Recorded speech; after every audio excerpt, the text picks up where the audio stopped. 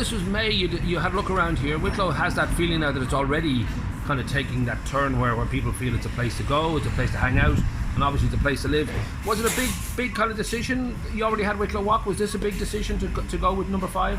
I suppose it was a little bit of a big decision, but I was confident that, you know, the tide had already turned in Wicklow. There was an appetite for good food and convenience and quality. So, like with the Wicklow Wok,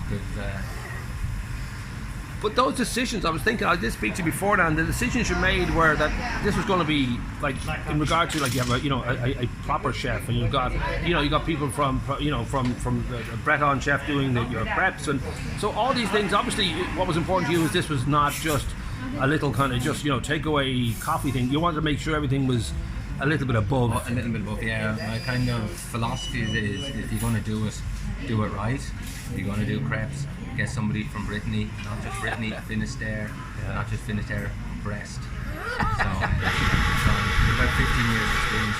He used to judge competitions, making competitions in Brittany, so he's very experienced. And how do you find these people? Were they just friends? Or no, Indeed.com.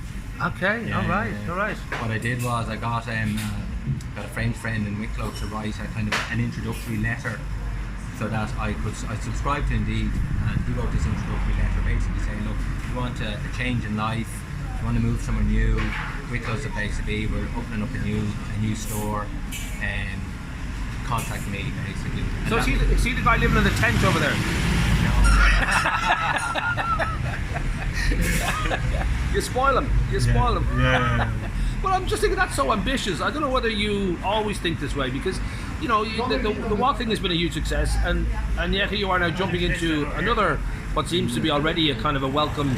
Yeah. Is that just part of your DNA that you're always kind of striving high? Right. Yeah, striving high. And doing it well and having an edge.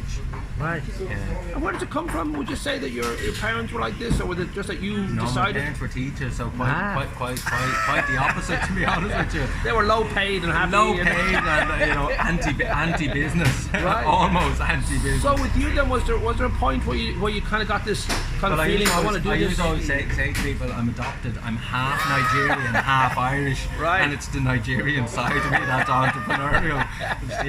Right. And it's the Irish side that has the confidence. Well, was there a certain, because often with people there's a sort of starting point that they try it for the first time and they realise, oh, I can do this, I can actually make a success. Yeah, well, I actually had a paper round, believe it or not, in Wicklow about 30 years ago, more than 30 years ago. I was the first person to bring a kind of a paper delivery service to the town.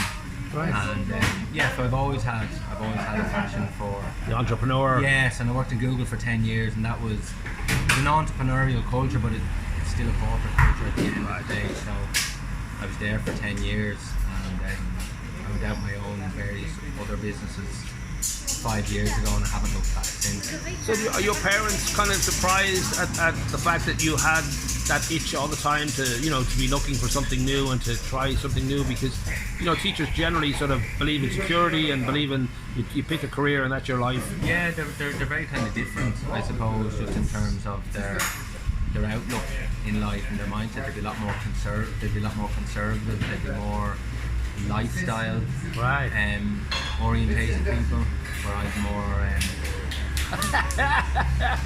looking for punishment. Basically looking for punishment, but then also looking for the reward after the punishment. But I suppose there's that sort of the risk factor in any new business. There is a thrill with that. There is a sense that if you basically do it right, it should work. And that feeling that there are people out there who will love this. Yeah. All I've got to do is make it and make it good. Yeah. And they will come. Follow, yeah. So I'm guessing that's part of it. I've been on an adrenaline buzz for the last year, you know, and there's no sign of it ending at the moment. So we should mention now, this stretch here now in particular is becoming, I know that like Mia Parsons is down the road there, you've got Sammy the Seal, a local celebrity. There is a sense, and I hate to say this, but I think Wicklow might actually be prettier than Greystones as a town, like as a layout and all that. There is a sense that Wicklow will be transformed, already beginning, but it will be transformed over the next 10 years it'll be what we go through lately. I think a lot less than 10 years. Right. I think 5 years. I think 4. I think 3 years. There's so much development going on in the town. There's so many people that have already moved down to the town. People that I didn't know even lived here. Right. But with lockdown, I was meeting them all because everybody was having their lunches outside and everybody was eating outside. So you got to meet this whole new community that were already here without me realising it. And since opening the shop here, I'm meeting even more people that are looking to move down, have just moved down a few weeks ago, and that trend's going to continue because living in built up urban areas just isn't. Yeah. Well, The appetite. You can see that the faith is in it there. I know that the Wicklow County Council, they've just done Fitzwilliam Square as a huge, kind of transformation. They've opened up a state-of-the-art library. They've got the new heritage trail. Yeah. So there's a recognition from that side. Well, this is, a place that's going to happen, and it already is. It's said already happening. But I think it'll just, as with all towns and all villages and all that, you'll probably just realise the huge difference in 10 years' time. And say, it's almost kind of hard to remember what it was like. So from your point of view, I'm guessing this is just sort of being ahead of the curve, like just knowing that this is the place that people are going to go to more and more. So be ready for it and be here with it. Exactly. Right. Now with number 5, you've got your great big chefs. I don't know whether there was a lot of hard work or whether because it made sense, it was quite easy for you to put this together. Was it easy? Not really. I was lucky enough that I had found a building contractor through a friend who was able to do the tiling and was able to do a lot of kind of general handyman work. Then I found a good electrician through a friend of his. He did all the electrics, and it just like in business when it's right, it just kind of everything falls into place smoothly. But I think a lot of that depends on your own